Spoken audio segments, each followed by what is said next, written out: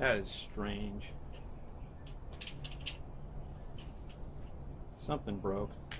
Well, I'm going to take this apart, figure out what's going on. All right, I'm ready to go to work here. Before I dive into this, I took some time to look at this book. This is a great book. I've had it for over 20 years. Zen and the Art of Mountain Bike Maintenance. You can still get this book. I'll put the link below, Amazon. There is an updated version. You can get copies of this old version. Excellent, detailed step-by-step. I'm going to put on some disposable gloves because bicycle hubs are pretty greasy.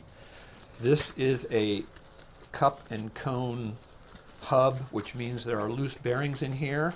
I hope I haven't lost any of those bearings, when I broke down, because the bike kind of went all over the place. Fortunately, I didn't fall. So the first thing we want to do is remove the skewer, which is what locks the wheel onto your bicycle. This is the spring. Let's see, I'm going to put these over here.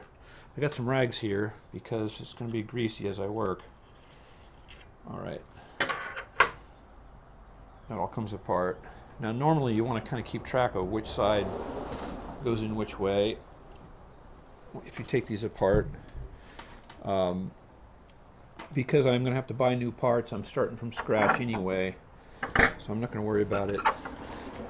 There's a cone under here with a flat edges that my bike spanner will fit on, and then the locking nut gets removed.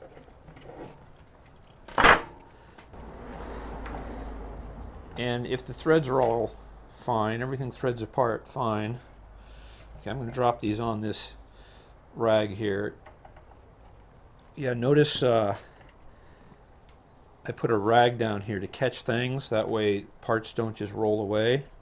There's a washer, a thick washer, a thin washer. I want to look at the order everything goes in because we want to put it back exactly the same. All right, I'm going to try to see if I can hand thread this cone up. Well, except I got to there and it's stuck. Okay. Let me see. Maybe I'll flip it over, see if this side will come. The same lock washers or lock nut and washers on that side and this cone. Sometimes the threads get nicked up and then these don't turn easily and you have to clamp it with pliers or something in order to rotate these. All right, there's a cone. There we go. Yeah, this one's falling apart too. There's a couple of bearings. 3 bearings there. There's some more bearings stuck in this cup here. I don't want to lose those, so we're just going to see if we can't drop them out here. I'm thinking I've lost a few bearings though, unless they've fallen down inside the hub. We'll get this all cleaned up and see what I've got, what I'm missing. Okay, see that? See those shiny spots? There, and right over here there's some. They're kind of flattened out too. Those threads are flattened out. That probably has allowed my cones not to seat and to slip. I'm looking at these in the sun and I can see these little tiny like rough cracks along here. Well, I went to my local bike shop and I purchased a new axle. It came with the lock nuts and the cones, and it was only 10 bucks. So I'm good to go. What I've figured out too in looking at all the components, these washers I took off that were between the lock nuts and the cones on the old axle, I need to reuse those and put those back. They're the same on each side. They're two different thicknesses.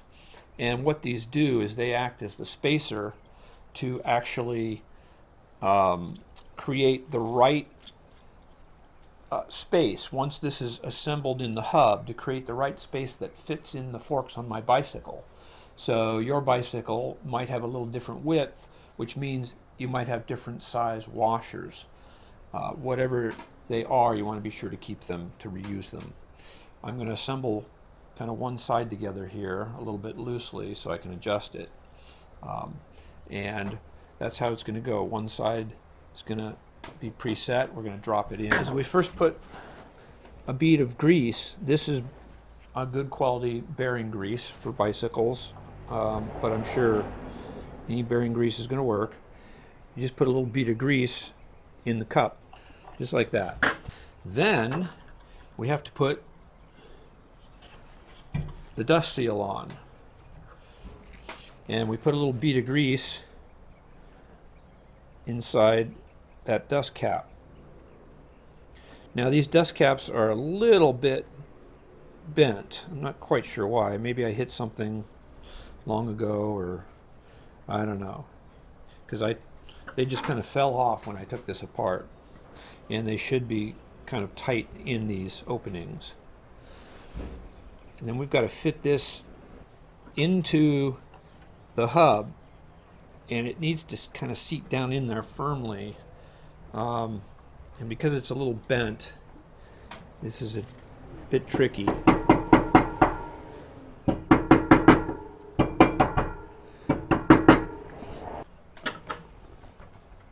That's in there now. Okay.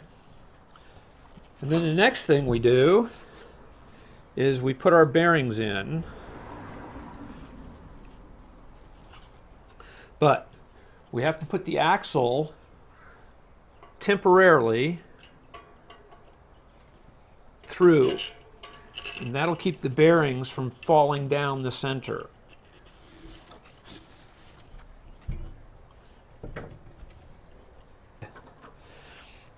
And I'm going to do this little trick where I put a little bit of grease on this screwdriver, and the grease is kind of sticky, and that way I can pick up a bearing. See that? And then I can just drop it in there, just like that.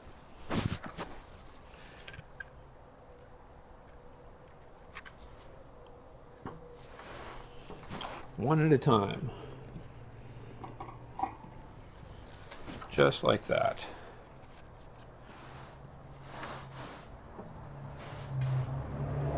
This is a lot easier than just trying to pick them up with your fingers. At least I think so. I'll just use the screwdriver here to just sort of spread them out, roll them into place here. And then the grease will keep them stuck in place.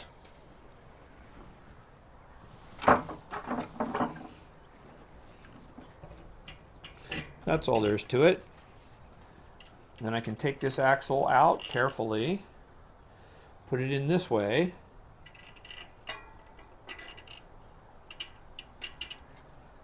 and now I can do the same on this other side. Then we put in the cone.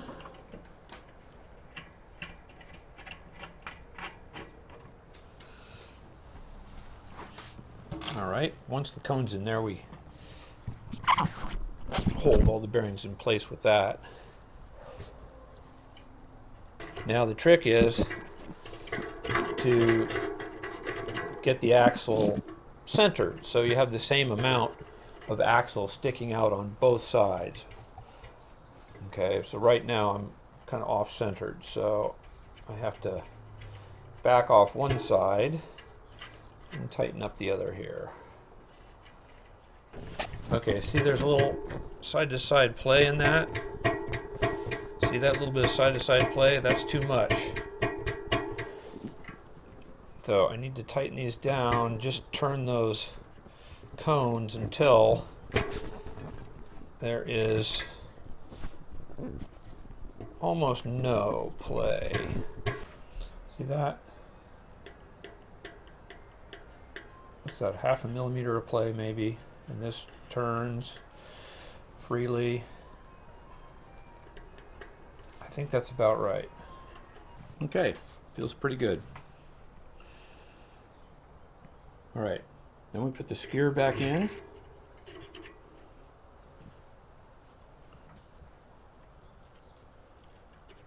The spring on the other side, and the nut.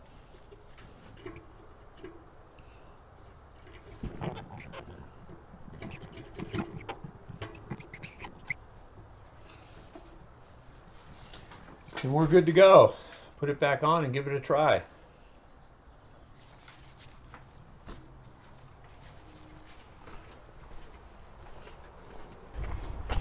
All right, let's see here.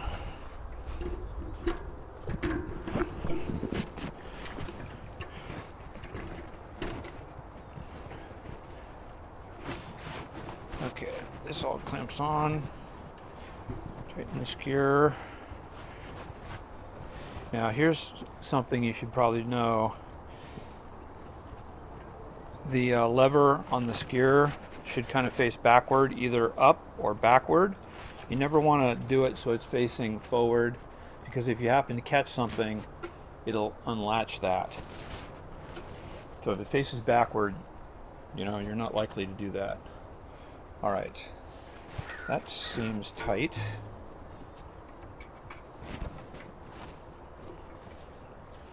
Yeah. Good.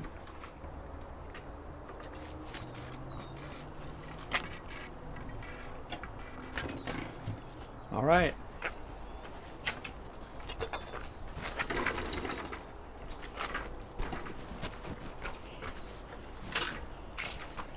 Go put on my bike shorts and some shoes, and we'll go give it a try.